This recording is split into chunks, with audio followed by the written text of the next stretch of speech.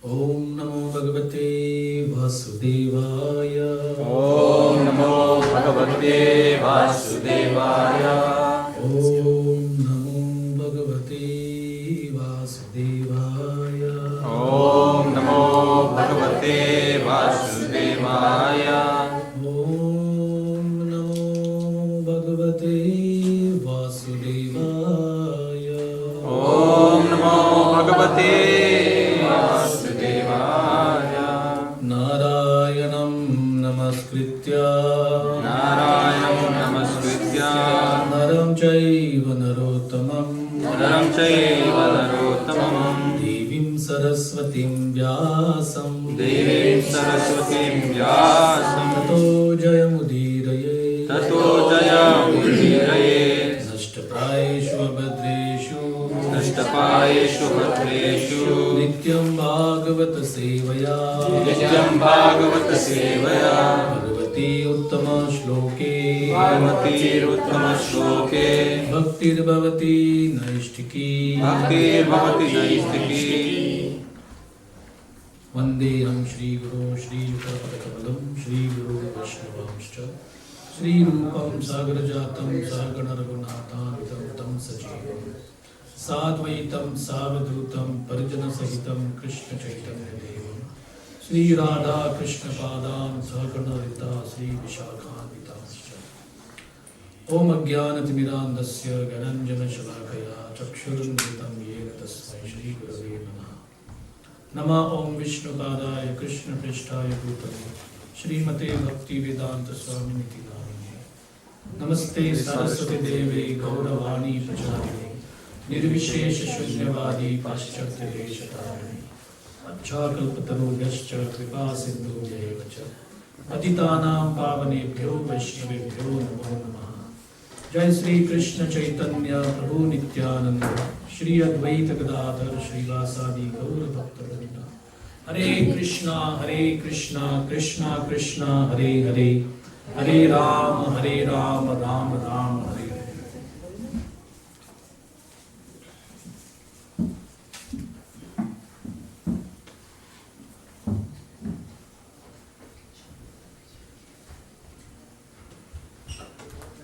So I'd like to thank all of you for allowing me to come here. I've heard a lot about this temple and the nice devotees who are practicing Krishna consciousness here and also spreading this culture in this area. This title of our discussion today, Even on the Lap of His Mother, it takes its inspiration from a statement Srila Prabhupada made, and when I first read the Krishna book, the introduction, Prabhupada says, Krishna is not a god manufactured in the mystic factory. And he says, he doesn't become God in any way. So, before going to this Leela, which certainly is very, very mystical, very, very strange, I would like to know in the audience if someone would like to make a small comment on what's the meaning of Krishna is not a God manufactured in a mystic factory. What thoughts come to your mind? Anything?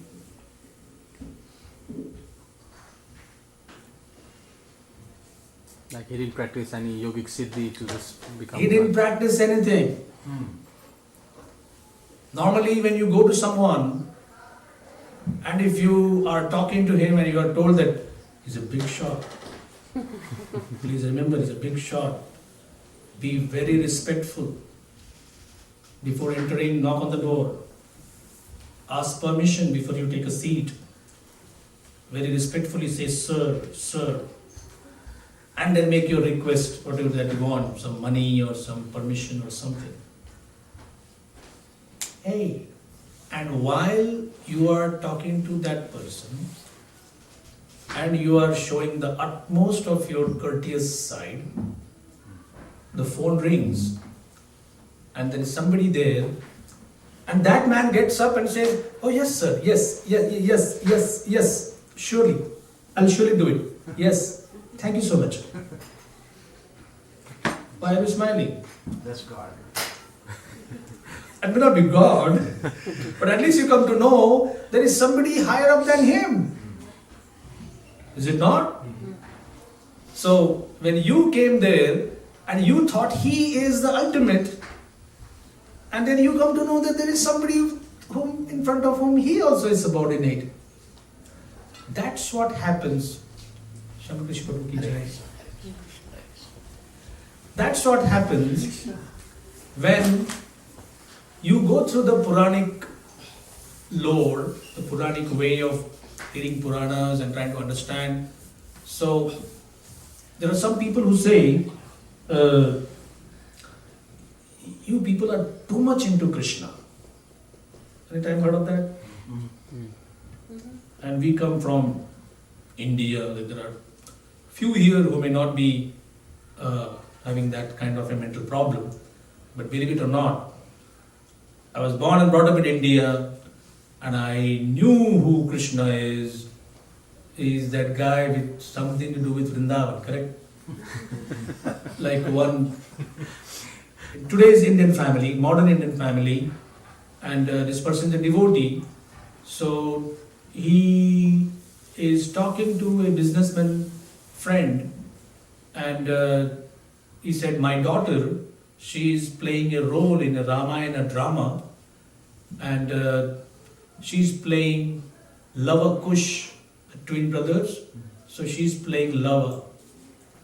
So this friend says, "Has it something to do with Lord Ram's sons?" He said, "Yes." See, I knew it. So the average Indian feels that if the Pandavas are in the Mahabharata and Ram Lakshman are in Ramayana, that's good enough.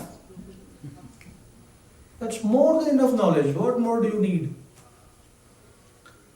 And here is Prabhupada with these books telling us, please try to understand the science of Krishna. There was another statement which made me think so much. Is this a laboratory? Doesn't look like one. This is a place of worship. Fruits, flowers, incense, archa, vigraha, bhajan, singing, dancing. Where is the question of science here? So, the Western world has too much of an insistence on science based on our own perception, what we see, touch, feel, only that is considered relevant. And India, it seems, is steeped in so much of emotion. Whoever does some miracle, my guru is God. How do you know? He creates gold. How much gold? Well, once he created a small golden chain. So Tamal Krishna Goswami was addressing a predominantly Indian crowd in Fiji many years ago. So he talked to the person, if your guru can create gold and therefore he is God, what about the gold mines which are already created? Your guru created 25 grams of a gold chain and therefore you say is God. What about the tons and tons of gold lying out there? No answer. Oh, my guru touched somebody on the right knee and his arthritis was gone. So he said, then why doesn't he open a orthopedic hospital and just starts touching people's knees? And you don't need that. So many people need to study medicine for 8 years, 9 years, 10 years. Last person said, my guru is God because he produced light.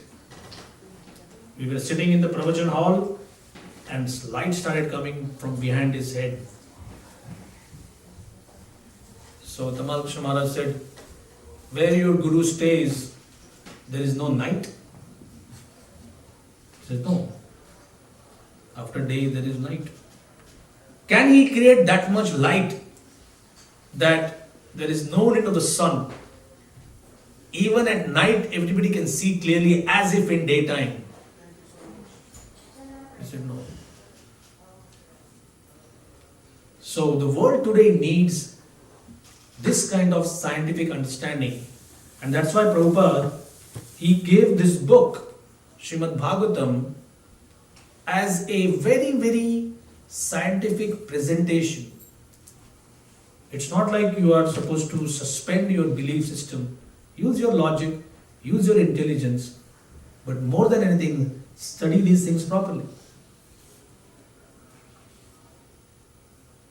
Srila Prabhupada was once kind of confronted by an Indian gentleman who said, my Guru is God because he converted the negative mindset of one person who was addicted to liquor, intoxication, and he cured his drinking habit.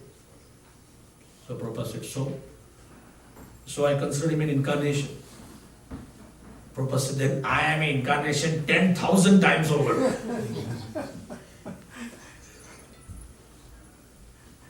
Because we just chanted Hare Krishna and people came and we gave them this culture of Krishna Prasad, Krishna Nam and Krishna Katha. So what's the culture which we are trying to spread? It's basically there's three things. If you have a program and at least one, two, if possible, and three, ideally, all three things are distributed. There is Krishna Katha, Krishna Nam, and Krishna Prasad. Rest assured, you are spreading Krishna consciousness. That's all. Nothing more is needed. So even on the lap of his mother, means Krishna at one point of time was surely on the lap of his mother. Krishna takes birth, although the Shastra describe him as Aja, one who doesn't take Janma. He himself tells in the Bhagavad Gita, Ajopi sanna vyayatma bhutanam ishvaropi san prakritim swamadhisthaya sambhavamyatma mayaya. Arjuna, I am unborn. Arjuna may say, but you told I am also unborn. As a jiva, as a spirit soul, I also don't take birth. Avyayatma, I never deteriorate. Arjuna may say, so me also, I can also say that I also don't deteriorate. But then Bhutanam Ishvaropi San. I am the Lord of all the living entities. That Arjuna or any other jiva cannot make that claim. Prakritim swamadhisthaya, I come in this nature by my will. The example is given, the prisoner goes to jail by force. Do you have a welcome party for him when he's entering through the gates? Do people line up for autographs? But when a king decides to visit the jail, that's like one of the functions on his to-do list. Your Majesty, tomorrow you are visiting the prison. He doesn't say, you're not putting me in jail, are you? No! The jail is one of the many functions which his assistants are doing.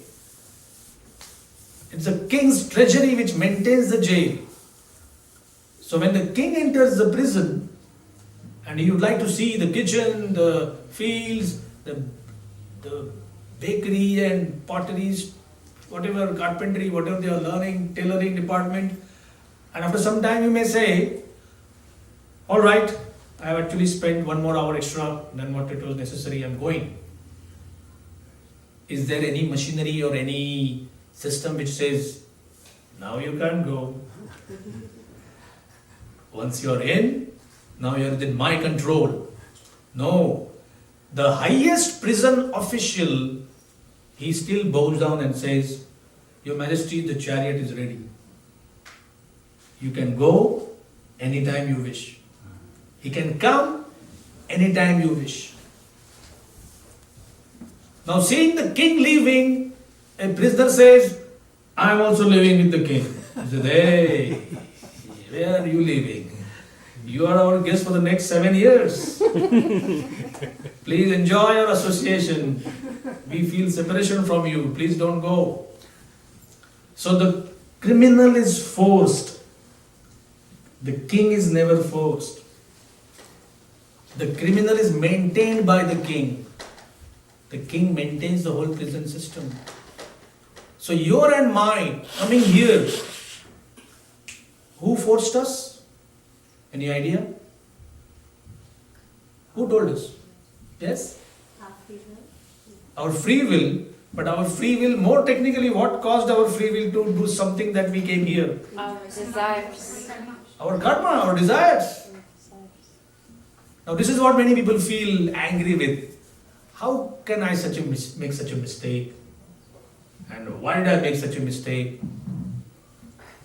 That's like somebody who is in a well, he doesn't know how to swim, and people are saying, catch the rope, catch the rope, catch the rope. Unless I know who pushed me in, I'm not going to catch the rope. That's weird. You want to know how you slipped or who pushed you in? There is plenty of time for that when you come out. So Krishna Katha is the rope. And all you need to do is hear it. That's all. So, the beginning we just explained the title of our presentation, Even on the Lap of His Mother. I'll make a small clarification, then we'll dive straight into the Leela.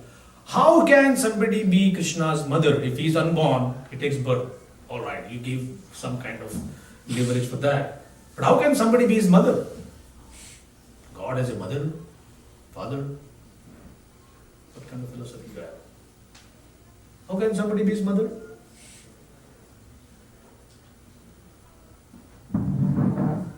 He is the original father and mother of all of us.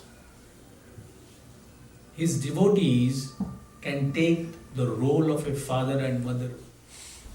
There is a deep positive psychology behind it.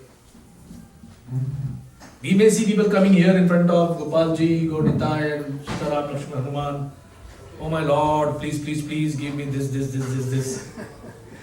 And I'll sponsor Prasad for the next Sunday, or I'll do this for you, I'll paint this temple, I'll donate something. Not bad. We are not saying that's bad. So these are the mindsets when we come before Krishna and say, give me something. We may not know, but there are devotees whose mindset is so positive. They say, we don't want anything from you. We would like to give you something. Strange, isn't it? You would like to give God something? You are trying to be bigger than God? If your purity goes to that high level, you actually can. Very culture at its finest allows this particular relationship where the devotee, instead of asking from God, he wants God to come and ask him. So Krishna goes to Nanda Baba and says, feed me. He goes to Yashoda Mai, give me your milk. She's wondering, how come he's playing for the last so many hours, he has not eaten anything. So she goes out and says, Krishna, it's enough. You have played enough. Come. And Krishna's friends are saying, now you are leaving. You're leaving just now when the play is at its peak. If you go now, we won't allow you tomorrow. Playing again. And after 20 minutes, Yashoda Mai comes back again to the streets and says, I told you, are you a street boy or something? Come back, your father has come. So, the friends are having the relationship of equal nature. He's not God, he's my friend. The parents are having this nature, he's not God, he's my son. Not to be imitated, certainly, but this is the possibility of this culture over here. So now this is where Krishna was playing as a young child, but we go much in the past when Krishna had just taken birth and was only 6 days old, hardly a week. And this is the 6th chapter of Srimad Bhagavatam, 10th canto.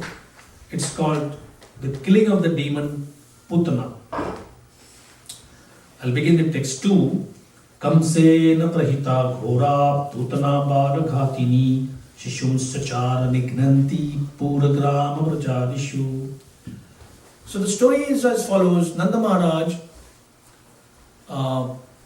is very happy that Krishna has appeared. Krishna actually appeared in the jail of Kamsa to Vasudeva and Devaki, and immediately he told Vasudeva, take me to cross the Jamuna and take me to Vrindavan, actually Gokula. Then they came to Vrindavan, take me to Gokula. So Gokul is where Nanda Maharaj's palace was there.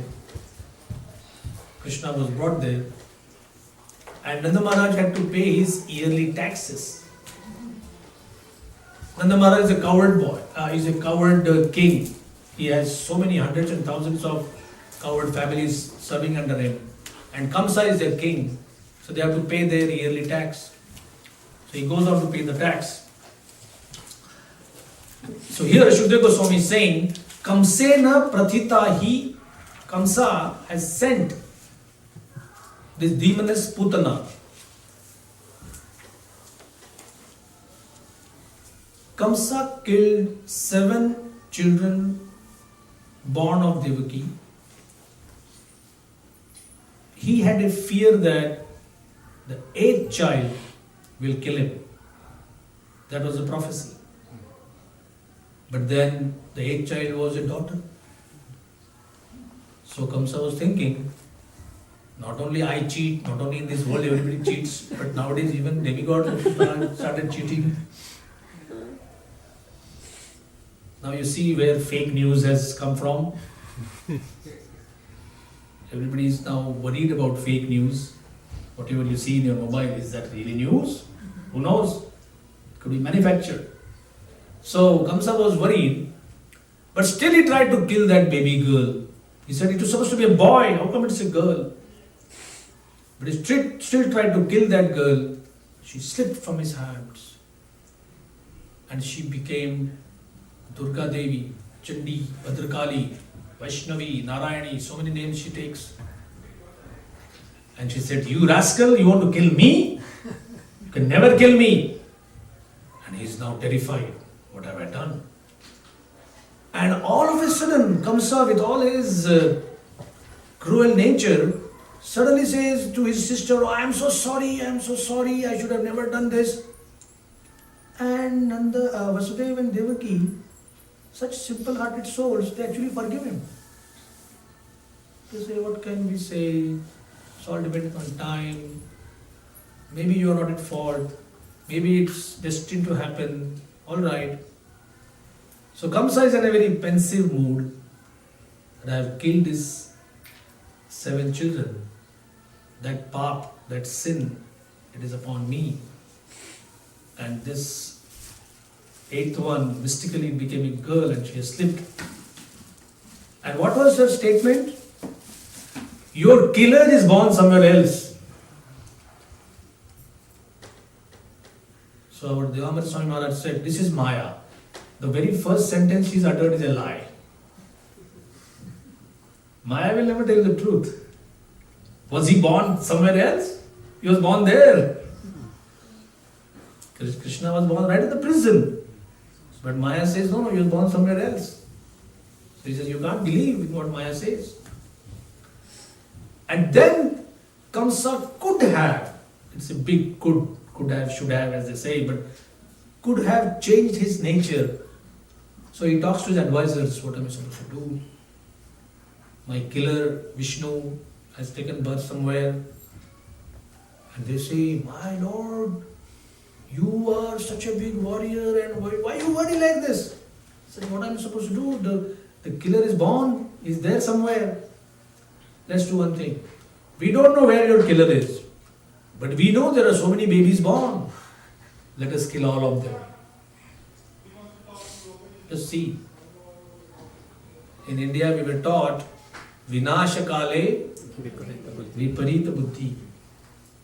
When your destruction is imminent, your intelligence is lost. You think exactly opposite of what you should be thinking. So what is to be done? Who can do that? And this chapter talks about Putana. She's a witch, a Rakshasi. She has done a lot of tapasya. She has a lot of magical powers. Please try to understand, without tapasya, you cannot get siddhis. You cannot get power. So whether it is demons or whether it is demigods, both have to perform some kind of tapasya. For devotees, our tapasya is we have to get up in the morning, we have to chant Hare Krishna, we have to follow the principles, we have to associate with devotees. Sometimes these even joyful looking things look like tapasya.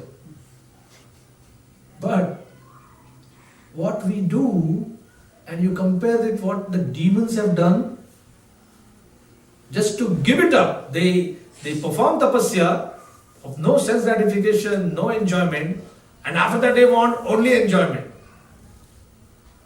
So that's what we should be aware of. So tapasya is a common factor. Without tapasya you cannot become powerful. So Putana, there is not much of a description of what Putana had done in her previous lives. But looking at her magical powers, she could change her form. She was a hideous looking, ugly looking witch. But she could change her form. And that's what she did. She would apply poison on her breast.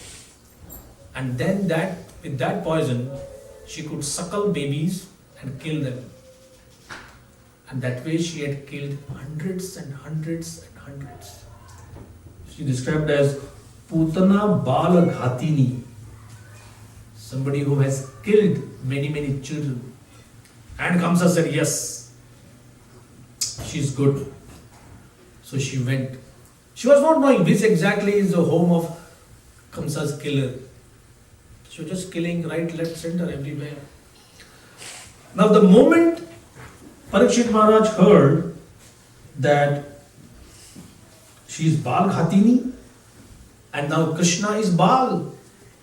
Krishna is not, he has not come with weaponry, he has not come as Narsimhadev, he has not come as Parshuram. This Akshaya Tritiya was the appearance day of Lord Parshuram. Lord Parshuram didn't start preaching in a classroom that please don't do this or do that. He took his Parshu and started killing left, right, center. But Krishna, his childhood, like a helpless babe, helpless child. And Parikshit Maharaj is very worried. So looking at the worry on Parikshit Maharaj's face, Shukdev Goswami, see this Bhagavatam is so interactive in the sense they are so reciprocating each other's feelings. The moment Parikshit Maharaj has this worried look, Shukdev Goswami says, don't worry my lord. Wherever Krishna's name is chanted, one need not worry about the influence of these bhutas and pretas and rakshasis and whoever. So that's our only hope. Hare Krishna, Krishna Krishna, Hare Hare, Hare Ram, Ram Ram, Hare Hare. Shukdev Goswami gives this, he gives him this assurance that you need not worry. Wherever Krishna's name is chanted, Na yatra shravanadini raksho gnani swakarmasu kurvanti satvatam bhartur yatu dhanyascha tatrihi. My dear king, wherever people in any position perform their occupational duties of devotion service by chanting Hare Krishna, there cannot be any danger. You need not worry. So, this is the description of these witches. They are called Khechari. Kha means outer space and Charanti means to move. So Prabhupada said there is this class of women who practice black magic and I was actually very surprised to see this purport. In some parts of India, there are still such mystical witches. This is 1970s when Prabhupada wrote this purport. Who can sit on a stick and use it to fly from one place to another in a very short time. So, Putana is on her way to Gokula. Her ambition to kill Krishna. She has heard that, she doesn't know who Krishna is. She has just heard that in Nanda Baba's palace, a baby boy is born. And her job is to kill him. So, 5th and 6th verse, this chapter has 44 verses. Very quickly we'll be going through all of them. Some in a bit depth, some just superficially. The bodily features of Putana are described by Shukdev Goswami. Now Shukdev Goswami is a sadhu, is a celibate boy. And why does he go into so much of detail into describing female beauty so much? I mean, it's so vivid description. He wants us to know that even somebody is a demon, for some time being, they may look very beautiful. It's hard for you and me to immediately understand who's who. And Thakur Bhakti Vinod, our founder Acharya is Prabhupada, his guru is Bhakti Siddhanta Saraswati Thakur, whose guru is Gaur Kishore Das Babaji Maharaj, and who is to take inspiration from Thakur Bhakti Vinod. So Bhakti Vinod Thakur has written that the demons in Krishna Leela, they also represent one particular anartha, one particular path, one particular sinful proclivity. And Putana represents cheating gurus, false gurus. A false guru is somebody who doesn't know that if I have to become a guru, I have to deliver all my dependents. So those who take material facilities from people and like to say I am their guru, but do not give them deliverance, do not give them Krishna, that's a cheating guru. So this verse where her hips were full, her breasts were large and firm, seeming to overburden her slim waist. She was dressed very nicely, her hair adorned with a garland of mallika flowers was scattered about her beautiful face. Her earrings were brilliant as she smiled very attractively, glancing upon everyone. Her beauty drew the attention of all the inhabitants of Braja, especially the men. When the gopis saw her, they thought that the beautiful goddess of fortune, holding a lotus flower in her hand, has come to see her husband Krishna. Just see the simple people of Vrindavan. Here is a Rakshasi who is coming to kill Krishna, and they think she is Lakshmi Devi herself. Can we imagine the shock? Like when we see something is a rope, and try to pick it up, it's a snake. So that's the kind of thing. You have to be careful. So, she came, Putana entered unobstructed. She didn't take anybody's permission.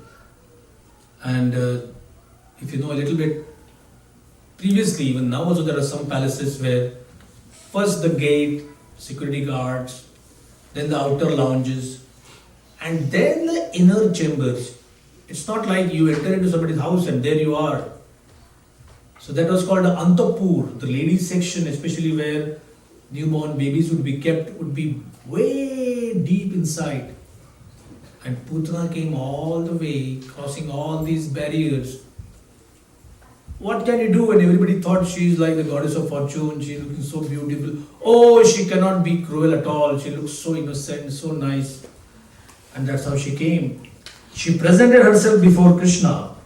And Shukdev Goswami says, Balagrahastatra vichimrati shishon yadrichayananda grihe sadantakam balam pratichanna nijoru tejasam dadarshatalpegnimivahitam vasi.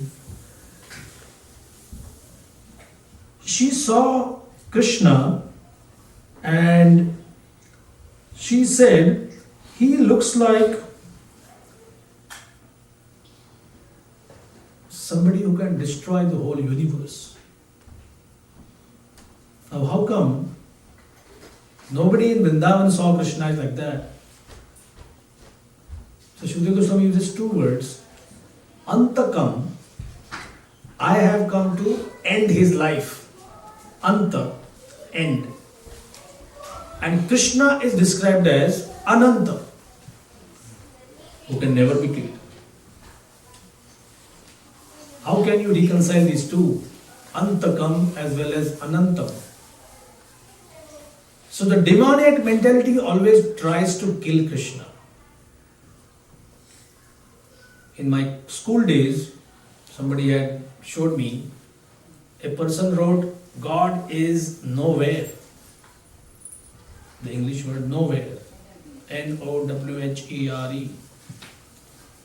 So one person just put a small space between N-O-W and H-E-R-E. So now it became, God is now here. This will always remain. There will be people who say, where is God? I can't see him. Like Putana, the desire to kill him. So some scientists, philosophers, political leaders, some religious so-called leaders even, they don't like the idea of a God. Who is God? I am God. You are God. We are all God. But the Bhagavatam explains to us, as I said, scientifically, who is God? How can someone become God? Prabhupada once told his followers, that's our complaint. People don't understand what's the qualification to become God is, and therefore they say he is God, she is God, they are all gods.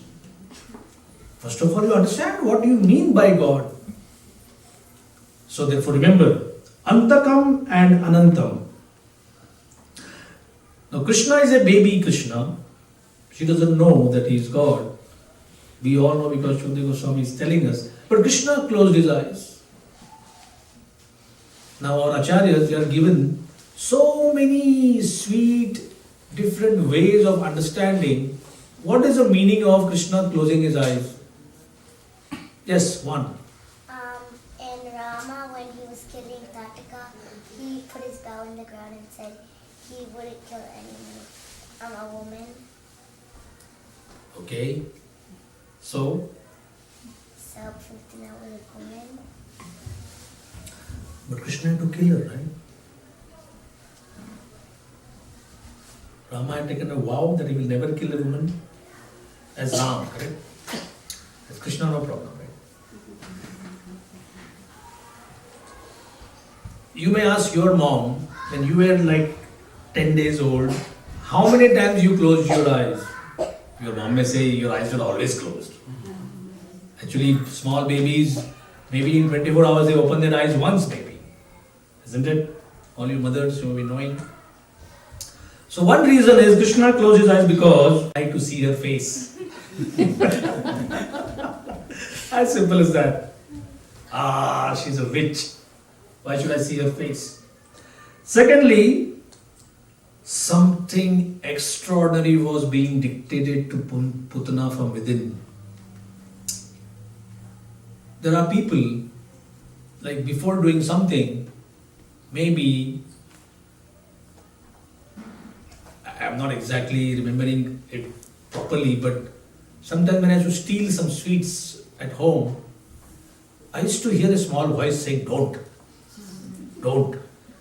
And sometimes, there was no philosophical understanding at the time, but I would ponder over it. Who said don't do it? I mean, I liked it and it was fun and it didn't really cause any problems. But what was it that was saying don't? So there's a still small voice of the super soul. Of course, we understand that our heart is like a radio station. You know, nowadays there are these internet radio stations, an app which gives you access to 10,000 radio stations. I was wondering, who hears all of them? Is it possible to hear 10,000 even in 10 years or something? But they are available. And they are successful in pushing one product on your lap. That's a fact. So imagine our heart to be like that. So many radio stations. Somebody is talking about a recipe show somebody is talking a sports commentary, somebody there is a political commentary, somebody there is news, somebody there is a song. All of you are hearing at once. You don't really know which is the station I want to hear. So lust, anger, greed, all these radio stations are broadcasting at the same time, and the super soul's voice is drowned in that commotion. But we all have experienced that there is a small voice which sometimes, and especially that voice tells about bad things. Don't do that, don't do that, don't do that. But there is there. So Putana was being dictated something and she was confused. So Krishna, while he was closing his eyes, he was giving her the assurance, I'm just a baby.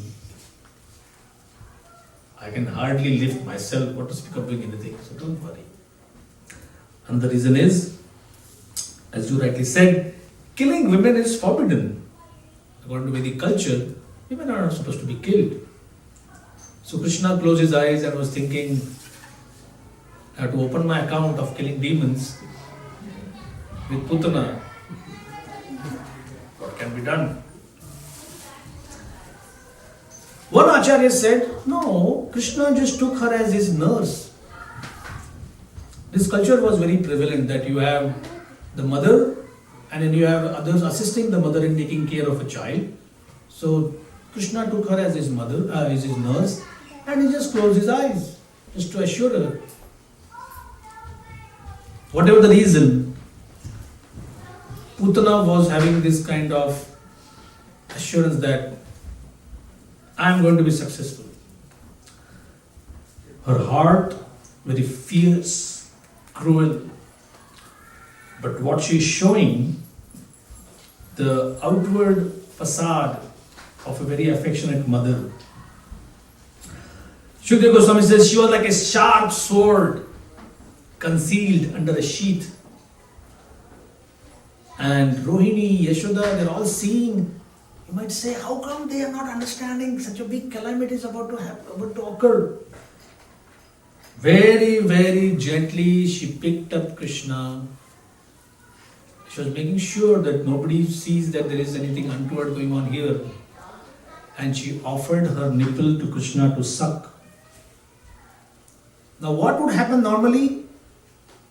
The babe, the toddlers, they would just, even by the touch of their lips to Putana's nipple, and they would drop dead. Within half a moment. And immediately she would drop that kid and run out. And then the family would be wailing and moaning and crying. What happened? What happened? Do you know what happened? Do you know what happened? Nobody knows how this thing took place. And it would be tragedy after tragedy after tragedy. So she expected something similar to happen. That Krishna will suck out the poison and he will die. But she offered her breast to Krishna. Krishna squeezed her breast hard, sucked out the poison and sucked out her life also. Shri Krishna Bhagavan ki Jai. Now how did this happen? Who gave this small baby the power to squeeze the life out of such a yogini, such a big mystic demon like Putana? This is where our title comes in. Even on the lap of his mother, he is still supreme. He doesn't need to be big to do big things.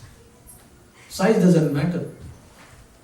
And Krishna has not, there is no instance in history that Krishna did some tapasya, he did some sadhana, he did some puja to somebody and they gave him power. There's a question. Somebody said the Sudarshan Chakra was given to Krishna by Agni. Or the Gada was given to Krishna by Agni. How do we understand that? Are these devatas more powerful than Krishna? So we are given this explanation. Just like, do you get pocket money from your parents? You get? No? Not at all. Well, I buy my lunch with their money. Sorry? I buy my school lunch with their money. Oh. But you don't get any pocket money sometimes? No? You're such a good girl. Sometimes you must be asking something. Yeah, for Ah, good. So, like a kid getting some pocket money, saving it up, and wanting to buy something for their parent, and they offer it to their parents. Here is a rose. Here is some sweet. There is so much of love. So, these devis and devatas, they all want to offer something to Krishna, sometimes to show their gratitude, sometimes to just have the feeling that I also done something, and Krishna allows that. Because we find Krishna's weapon, Sudarshan Chakra, is eternally his. How can somebody just buy it at a Walmart and give it to him? That's not possible. But Krishna wants them to take the credit. So, the Gita, Krishna explains, Aham Sarvasya Prabhava. I am the source of everything. In one understanding, even what you have right now in your pocket already belongs to him. So when you offer it, you're not giving him something which is yours. You are giving him something which is his. But just like the kid gives something and there is so much of love, the parent doesn't need what the kid is giving, but the parent appreciates the bhav, the gesture of giving that. So, Krishna sucked her poison. Now she is shrieking, leave me, child, leave me, all the, whatever she had, grand plans of killing him, and everything is gone. It is unbearable pain. We described how she came inside, deep inside the palace, and now she's running out. And baby Krishna is clinging onto her chest. And this is happening so fast that all the ladies in Nanda Baba's palace, they're simply confused. They only see she's coming, offering her breast, Krishna sucking out, and now she's shrieking outside. She went out, ran out, and then her arms and legs flailing. Krishna is kicking her. She's also squeezing hard. She is screaming so much that the earth shook. People started falling down. The meteors and stars were getting disturbed. Putana opening her mouth. She spread her arms. It was like, when was the storm here? How many weeks ago? Early March. March. Now you see some trees getting smashed and you just say, oh, this one tree fell, this tree fell. Here is a lady who was looking like a normal lady and suddenly she becomes 12 miles long. Why? When they say yogini, normally we think yogini means somebody is doing yoga just to keep her body in shape. But here are mystic yoginis who want powers to destroy, to trouble people, or to become a menace. Once you come before Krishna, there is a word for Krishna's mystic power. He is called Yogeshwara. Sometimes, even to make it more precise, he is called Yogeshwareshwara. Ishwara means the master or a really expert person. So what is the teeny yoga science of Putana in front of the master of yoga? Like you offer a flame to the sun, what's the brilliance of your small flame before the brilliance of the sun? There is no comparison. But one thing is for sure, these yogis, their mystic power, it completely gets extinguished when they come in front of Krishna. So the beauty was the makeup. That was the yogic mystic power. The verse we read, the beautiful earrings and ornaments and shapely body and beautiful face, almost looking like Lakshmi. And now, this is the reality of this fake Lakshmi. This is the reality of this fake yogini who wanted to impress Krishna with her power, and when Krishna challenged her, what is the reality? We have already seen that Krishna is screaming. She lost her life. When the gigantic body of Putana fell to the ground, it smashed all the trees within the limit of 12 miles. And this is what reality is. This is text 17. The Rakshasi's mouth was full of teeth, each resembling the front of a plough. Her nostrils were deep like mountain caves, and her breasts resembled big slabs of stone falling from a hill. Her scattered hair was the color of copper. The sockets of her eyes appeared like deep blind wells. Her fearful thighs resembled the banks of a river. Her arms, legs, and feet seemed like big bridges. Her abdomen appeared like a dried up lake. The hearts, ears, and heads of the coward men and women were already shocked by the Rakshasa screaming, and when they saw the fierce wonder of her body, they were frightened. What happened? So Bhaktivinoda Thakur, when he says Putana represents false gurus, this is the example given here. That initially it may look very beautiful. The makeup is very beautiful, but the inside reality is very hideous. So, Putana is dead, and Krishna, verse 18 is a very important verse here. In the purport, Prabhupada says, I really like this. Prabhupada begins the purport by saying, this is 10, 6, 18. Read this, it's a very powerful meditation. Here is the Supreme Personality of Godhead Krishna. Very nice way of Prabhupada introducing us to what God is. Although the Rakshasi Putana could increase or decrease her bodily size by her mystic abilities and thus gain proportionate power, the Supreme Personality of Godhead is equally powerful in any transcendental form. Krishna is the real personality of Godhead because whether as a child or as a grown-up young man, he is the same person. And this is the main sentence. He does not need to become powerful by meditation or any other external endeavor. Power is natural for Krishna. Therefore, when the greatly powerful Putana expanded her body, Krishna remained the same small child and fearlessly played on the upper portion of her breast. Shadeshwarya Purna Bhagwan.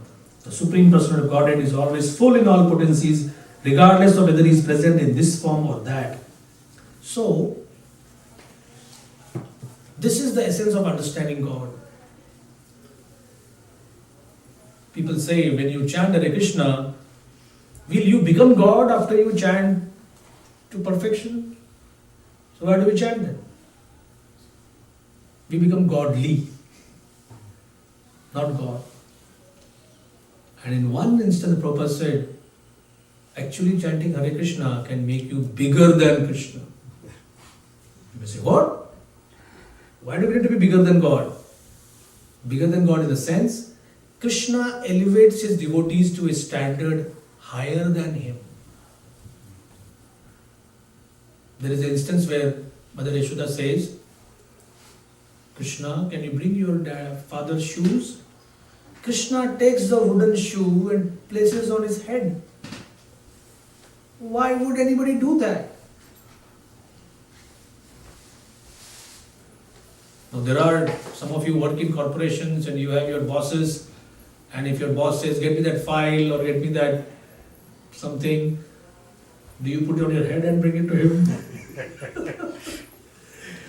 You may wonder, why is he my boss in the first place? You know, I am knowing much more than him. Possibility is there. But this is what Krishna likes to do. Where there is love, there is no question of competition. There is no question of fear that I might lose my position. No. There's already so much of love. So, now Krishna is, they see that this hideous witch has gone there, and Mother Yashoda and Rohini, they are shrieking, they are shouting, bring him down, bring him down. And they climb on Putana's body and bring Krishna down. They are wondering, He went through this hell. Is he safe? Thank God, Krishna is safe. Actually, his body is quite safe. But here comes a very wonderful description. First of all, Krishna is washed in cow urine. Then his body is smeared with dust from the body of, with the dust raised by the hoof of the cows. And then when he put tilak, Keshavayana, Narayana, Narayana, Govindayana, those same, why do we put that? Because we want to tell ourselves, this body is a temple of Vishnu. This tilak and the tulsi here is a sign that I am trying to make this body a temple of Vishnu. It's like a sign. Like here you see those golden arches. You know, it's McDonald's here. So you see this inverted U, not inverted U, this straight U. It means this thing, there's an endeavor to make this a temple of Vishnu. And these tilak markings are so powerful, they are used for Krishna himself. So Krishna himself is Keshav, Narayan, Madhav, everything. So the holy name is so important. The holy name is used to purify the personality of the holy name, personified. You say Nama, Nami, Abhinna. So Nami is the one who is named Krishna, and he is being purified with the tilak. So Prabhupada says, chant Vishnu, Vishnu, Vishnu if you don't know all the 12 names. In fact, Vedic culture is so deep that even when you take medicine, there is a mantra for it. Aushadhi chintayet Vishnu. You might say, I'm taking this medicine, but the medicine doesn't have the power to cure me. It is Vishnu Chintan which will actually act as a cure. So, whether I am here, whether I am there, whether I am traveling or sitting, sleeping, eating, whichever condition, let Vishnu be my protector. So there are nice verses which talk about how now these gopis are simple cowherd ladies. They are not scholars, they are not big priests. And Prabhupada laments there. He said these simple acts of purification were known to the simple village folk in India. But now India is giving up its culture. We don't know whether Hanuman appears in the Mahabharata or he appears in the Ramayana. That's a fact. Kali Yuga is advancing. So Prabhupada says it's your duty and my duty as his followers to spread this education. That's why we have these centers of education, centers of culture. So Yashoda Mai then feeds him her milk, and as Krishna, Prabhupada writes there, that for a mother, everything said and done, only when her baby drinks her milk, she is assured that he is safe. And then she puts him to bed. Now Nanda and his friends, associates, they have gone to Mathura to pay their taxes, isn't it? That's what we heard. They are on their way back. And there was one sentence of Vasudeva which really puzzled Nanda Maharaj. He said, why did Vasudeva tell me to go back, go back? There could be some calamity. What calamity? And I don't know what kind of fear he had in his mind. So when they come at the outskirts of Braja, they see this huge dead body. They have already taken Krishna away, so the dead body is remaining. And it's only a few hours. So they have never seen such a gigantic body. They wondered whether it came from the sky. Someone dropped it. Someone said, hey, this may not be our village. We took a wrong left turn. They are such simple people. They don't even know whether they have come to the same village. They say, oh, this is the same village. See this mountain, then we take a ride. That's it. You're on the right path.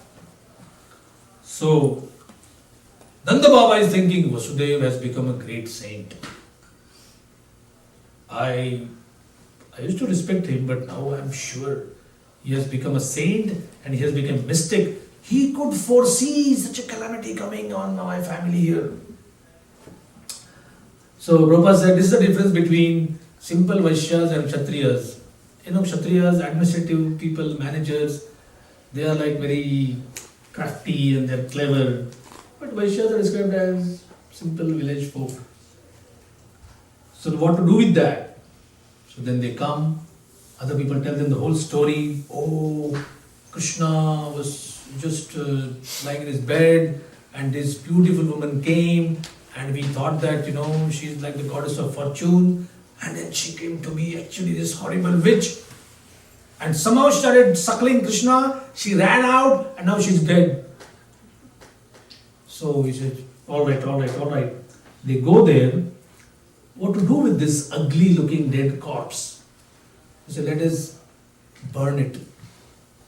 But in order to burn it, you have to do something. So that they start cutting it up. They hack it to pieces and start burning it. Now normally, this body, when it is burned, I should not be saying that, but some of the ugliest of smells come from that. I happen to be a close relative. So however we may love the body, but there is, as they say in our Niti Shastra, there is nothing which comes out of the body which can be stored any time of the in our life. Nothing can be stored for posterity, or nothing is fragrant, or nothing is good. So when it is burned, obviously obnoxious smells have to come. But not this case. Shukdev Goswami says, the sweetest of fragrances was spread all over the Braja area. And even those who were not there were thinking, what is this fragrance? What is this fragrance? How come a dead body is burnt and it is fragrant? How? No idea? Because Putana fed Krishna. So, because Krishna took away the poison, Krishna took away her life, he also took away her sinful bad qualities. That's Krishna. You don't need to tell Krishna, take my sins away. Radha Govind Maharaj, in one of his classes, he says, people tell God, I have to do something about my sins. Can you help me? Krishna says, forget about sins.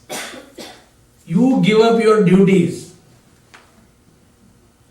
Sarva dharman parityajya. I will take care of your sins. You are attached to what you are doing in this life, and you are telling me there are miseries coming out of that. I should cut the miseries. I will cut everything at the root. Cut away your attachment. Don't tell me to cut away the sins that I can do automatically. Putana didn't tell me anything. In fact, Krishna didn't talk anything. Was there a question and answer session there? No. So Krishna taking away her bad qualities, the only thing remained was sweet godly qualities. And that's what you and me are. This is how this verse is teaching us. That even you and me, our soul has all the necessary spiritual qualities needed. Bhakti Yoga is a discipline, is a path of life where you don't need to add anything. Let's say this is a Yogasana class and only those who can do Shirshasana for half an hour are allowed. At least I am out. You may say, really? Practice Shirshasana, half an hour, then come and sit here. How many will come? Or we shall say, we shall start teaching you Sanskrit. So it's a 12-year course. We'll begin with grammar. I think all of you will run for the door immediately. Because one of my friends is now entering into Sanskrit grammar course, and he said we are doing it the easy way, that is a shortcut way. I just have to remember 1,200 grammatical rules. I said, really? And and this is the short process. So which is the long one? I said, I don't intend doing it, I'm just curious. This is as long as about 5,000. Who has a lifespan to learn grammar? And this is not becoming a scholar, you're just learning grammar. And after 12 years of that, then you start reading Dharma Shastra and other things, and it goes stage by stage. So, Krishna purified Putana. Prabhupada writes in his purport that I'm coming close to the end. This is 39th and 40th purport, very important one for householders. He says that devotees should do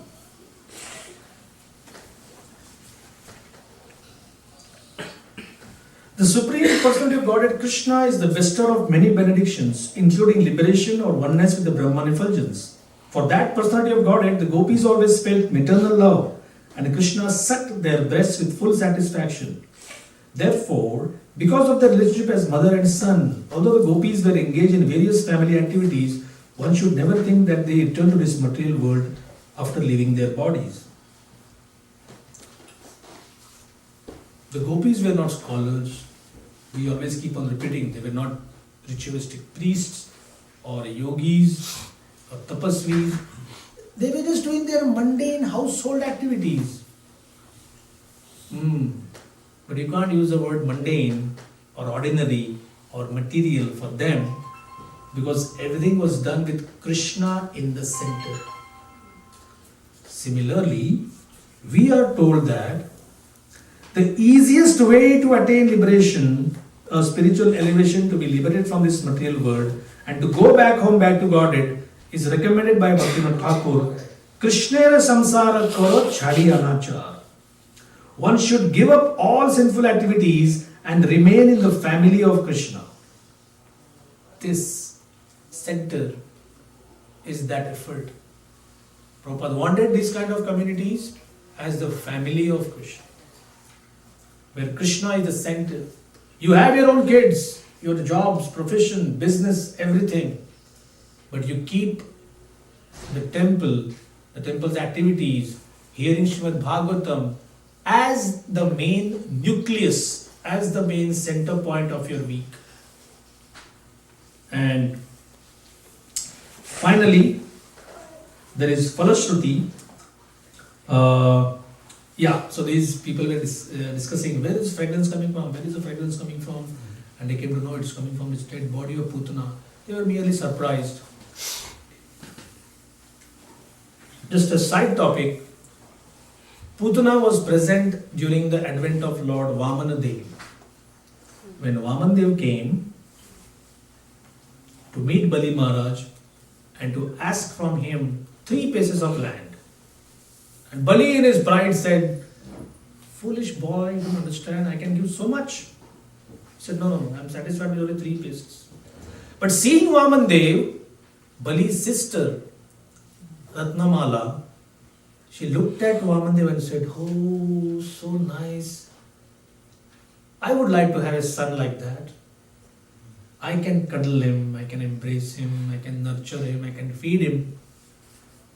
And within no time, when the pastime kind of unfolded, and finally Bali was so tiny and Vamanadev was so huge, and with one step Vamanadev covered the lower and middle planetary systems, with the second step he covered the heavenly planetary systems, and he said, Bali, there is no other place left now. So Bali used the logic that this ego of ours, we don't bow our head. So although this is part of this system, it is still considered dependent. Your head here. So the third step was put on Bali's head and he pushed him down. And as Ratnamala was seeing that, she said, this wretched boy, he cheated my brother. If he were my son, I would give him poison. You want him as a son? I want to poison him. How do you balance these two completely opposing desires. Krishna can. So the next life, she gets the body of Putana. She gets the chance to give Krishna her milk and also poison. Krishna takes away the poison, reduces her papa, sinful activities to zero. And now what's remaining? For the poison, there was a punishment. She died. And for the desire to serve Krishna as a mother, that is there. And that simple thing which is remaining, Krishna promotes her to Golok Vrindavan and makes her an assistant of Yashodamai. So Uddhava in the next chapter and in the next cantos, the second canto, he tells, you are trying to surrender your life and you are not giving it to Krishna? How foolish. Oh, just see, somebody like Putana came to give him poison and he gave her the post of a nurse. How can you think of surrendering to anybody else? It's not logical. So, we have all these great devotees encouraging us, and I will read the last translation, 44th verse, and we have 10 minutes for questions or comments if any you have. This Shukadeva Goswami is saying, Yae tat putana moksham krishnasya arvakam adbhutam shinuyat shaddaya martyo govinde lavate ratim. Any person who hears with faith and devotion about how Krishna, the Supreme Personality of God, had killed Putana, and who thus invests his hearing in such childhood pastimes of Krishna, certainly attains attachment for Govinda, the Supreme Original Person. Shri Krishna Chandra Bhagwan ki, Srila Prabhupada ki, Tantara Srimad Bhagavad Mahapurana ki, Nitai Gaur Premanande. Thank you very much for being such a kind and patient audience. Hare Krishna. We have some time for questions. Yes? I have 3 questions. 3? These are not so smart. So, my first question is, you explained how Putana became Putana because of Bali's sister. Is there any understanding of what kind of sukriti she had done, that just by having the desire to serve Krishna like that, she gets it fulfilled? We may have a desire, yes, I'd like to be Krishna's father, but that doesn't mean it's going to happen. So what did she do that made her so qualified? Okay. One of the definitions of Krishna or Parameshwara is given in our Shastra. Prabhupada used to quote it so many times. Nityo nityanam chetanas chetananam eko yo bahunam vidadati kaman. Among so many nityas, among so many eternals, there is one who is special. Among so many who are conscious, there is one who is special. Why? He is special because Eko Yaha, this one, fulfills the desires of everybody else. So now, when you say, I want to be Krishna's father, how strong do you want to become Krishna's father? That's all it takes. So even just having done no devotional service, if I can have that, can I have that kind of strong desire without having done some sukriti? You can have a desire depending on, you have that initiative potency. Ishopanishad, 2nd verse. Krishna is described as Swarat. He doesn't depend on anyone for taking initiative. You and me, being his part and parcels, we have that minute spark. So, when you say, I want to do something, you can do that on your own. Now, when does that desire become strong enough? That depends on your application. But the fact remains that somebody has this much of desire in this life. It's like your to-do list. Sometimes you have the same item coming for months and months. I have to get up at 5 o'clock every day. Maybe next year. So they say that admission into health clubs, fitness clubs is the highest in the 4 weeks of Jan.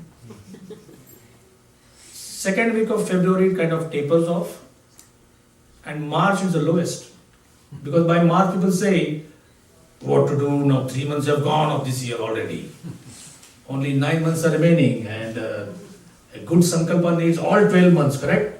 So maybe 2019, 18, I will just leave it like that. But 2019 for sure I'm going to be as fit as a lark. So if you procrastinate, the cosmos procrastinates. But if you keep it at the top and you want it, Krishna has to give. Forgive me for pushing the point. No problem. I can understand, say we have the example of Srivasa's tailor, a Mohammedan meat eater. But he appreciated the kirtan and he was doing some service. And because of that, Lord Chaitanya showed him his form. So here we have a demon that she's born in a demoniac family. So she must have a lot of desires. She's not a pure devotee, just like I can testify. I'm not a pure devotee and I have lots of desires. Me neither. So to make the desire to have a relationship with Krishna the paramount desire, my question would be, doesn't it take some devotional service to cause that? Or give me the strength to have that as my topmost desire?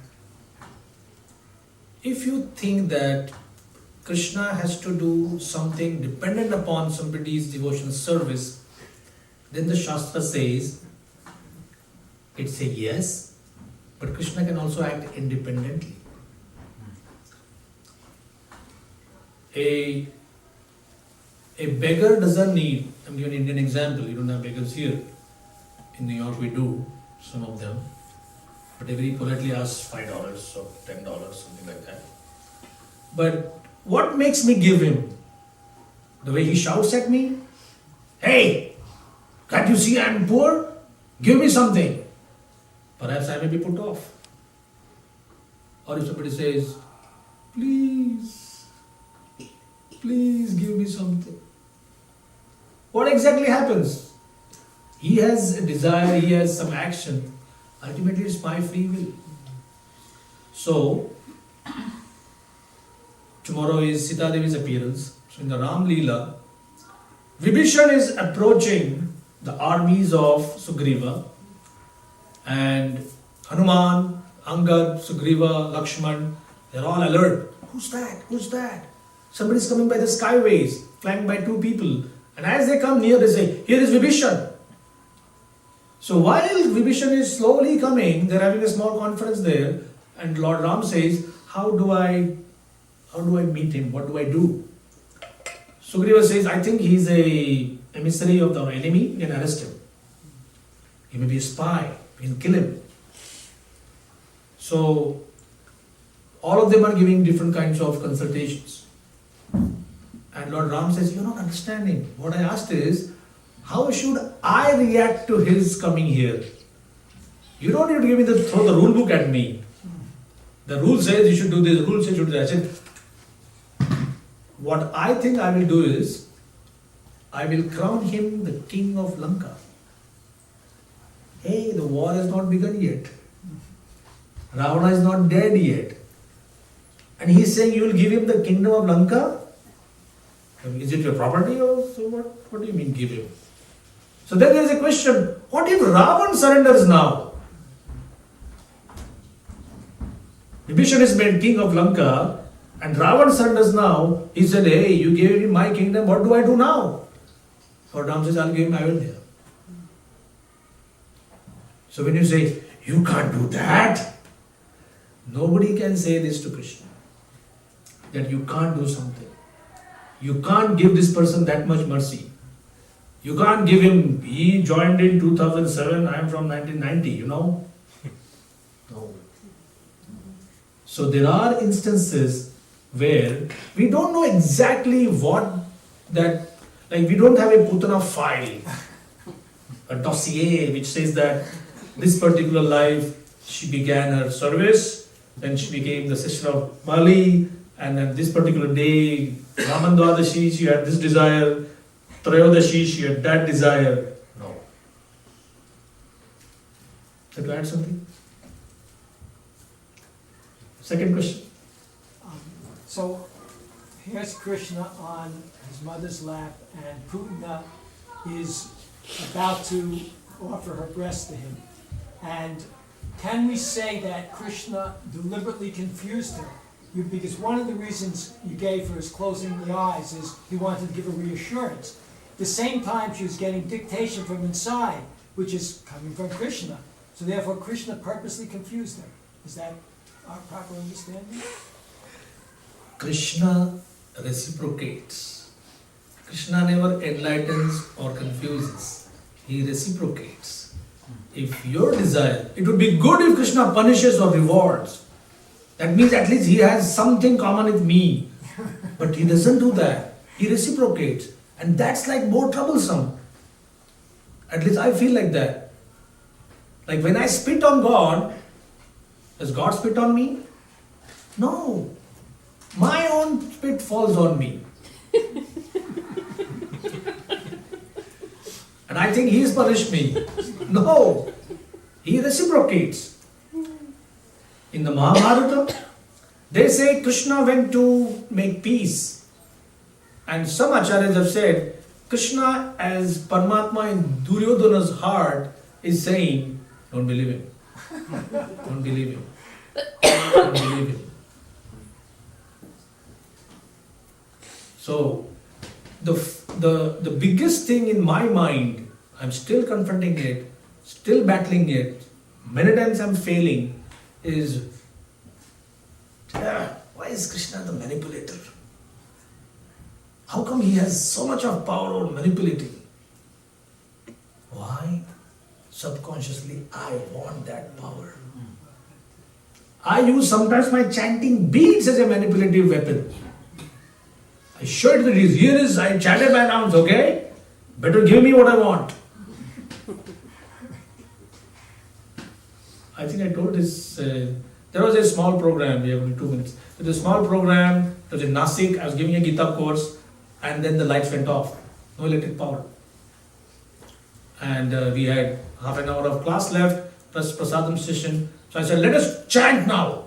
And in my mind I was saying, we will chant with such gusto, with such purity, that Krishna will send electricity. It has to come. So we chanted. I'm not good at singing. I was just driving myself mad. After 35 minutes, I gave up. I said, this is your program. I'm doing it on your behalf. And here is Nasik city. There is no light anywhere. How are we going to serve prasad? And I don't think you care for your programs. But subtly, I was trying to impress my small audience with this sort of a miracle. That here comes this small-time preacher and he chants with such knowledge and with such devotion that lights come out. So Krishna decided, I don't give a dash about your preaching. What do I care? So we served prasadam in pitch dark. I went back to my room scratching my head. So what exactly happened? And then when I read Prabhupada Leelamrit later and other things, I said, oh, these devotees millions of times bigger than me, they have had millions of times bigger failures, and they say we are eternal servants of Krishna. There is one particular incident where somebody asked Bhaktisiddhanta Thakur some question which was way beyond his realization, and he said, you know something? I'm trying to offer a flower to Krishna for the last full month. And I'm not successful. The idea is, he has so many pure people, he has such pure ingredients, he has so many people. We say Ananta Koti Vaishnav, and we offer pranam. They are all there to serve him. He's already happy with them. Why should he look upon me and my service? Third question. I don't want to dominate that, but you were saying how... Organizers, we can go till 5:20 or Yes. we can? Okay. How could we stop Krishna Katha? So you were saying how when Kamsa tried to kill the 8th child, and she flew up as Durga, and she said the person who's going to kill you has already taken birth somewhere else, and how Maya always lies to us. My question is, but isn't that also true? Yes and no. That's what Maya is. What she looks is what she's not.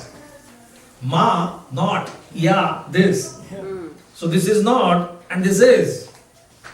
Because Krishna did take birth to Mother Jasoda also, because That's something which only our acharyas tell you and me.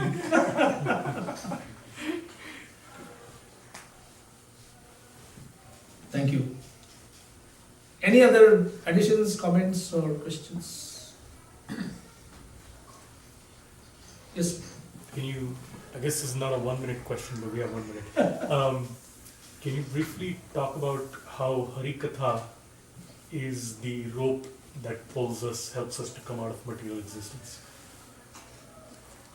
What we need is the glue to bind our minds and intellects and false egos with each other. Mind is sankalpa, vikalpa. We like something, then we dislike something. There is something in the shop which looks gorgeous on us, we come back home and say, I can't stand it. So I change jobs, I change locations, I do so many things. So that's the realm of the mind. The intellect is weak. It just doesn't support us in spiritual affairs. And the false ego is very strong. Never give up your chance of enjoyment. You'll be lost. So this is the kind of luggage which everybody brings in. And how do we purify? The mind needs to be purified of its propensity for sankalpa and vikalpa. The mind is the seat of emotions, thinking, feeling, willing. The intellect has viveka buddhi, discrimination. Do this, don't do that. And the false ego, the identity that I am the Lord and Master, I am the controller, I am the enjoyer, that can be dissolved only when there is Harikatha. Now, as simple as that. But as all the Vaishnava Sampradayas, especially the Sri Vaishnava Sampradaya says, highest purification occurs when you relish Katha in the association of devotees. Kapila Muni says, Satam prasangat mama virya samvido. Satam is the devotees, prasanga, that association. And if there is one point where we need to unite, it's simply not available in this whole universe. There are so many controversies. But there is one point where we can dissolve all controversies, is in Harikatha. Like, did Krishna eat dirt? Do you think he ate? Or he didn't? Yes. No. She says he didn't. Or he did. Balram saw him eating. What did you say? Yeah, I think he did. So, whether Krishna did this or whether Krishna did that, whether this particularly, so in Leela there is no controversy. Your opinion is as good as my opinion. And that's how our minds, intellect and false ego get slowly conditioned to relishing Krishna Katha. Once we get that taste, then we become attached to the people who also relish that. And then when you see each other as expert relishers of Harikatha, then the other side of our personality, managers, organizers, or all, that becomes a subordinate thing. And when it comes to singing, if I know that you sing well, and I have a desire that Gonitai should have the best experience, I push you